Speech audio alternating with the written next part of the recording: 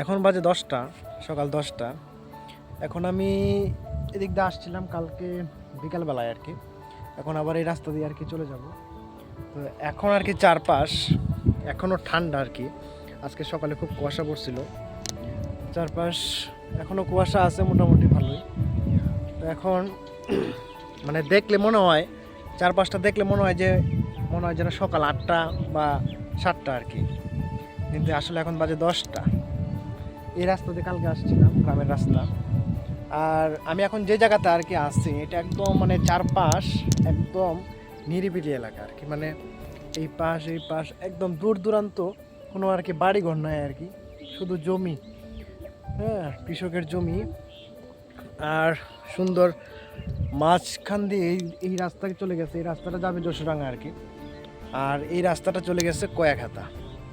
এই রাস্তাটা কি করেছে, এই যশোডাঙ্গা আর কয়াখাতার এই সংযুক্ত করছে আর কি রাস্তাটা।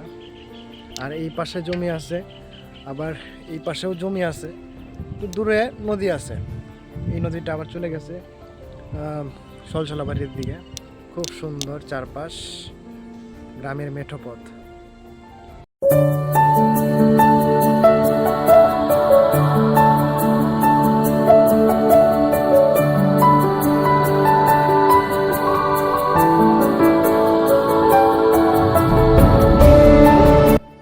মাঝে মাঝে সুন্দর ঠান্ডা হাওয়া চারপাশে বইতেছে আর কি।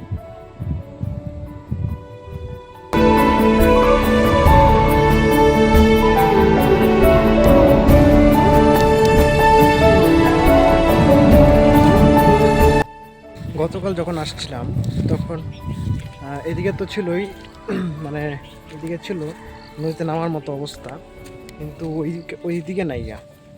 আজকে যাওয়ার পথে আবার ভাবলাম যে গতকাল তো নদীতে হাত পা ভিজাইতে পারি নাই, তো আজকে এখানে যখন নামার মতো ব্যবস্থা আছে, তার জন্য এখানে নাইমা হাত পা কিছুটা নদীতে ভিজাইলাম আর কি।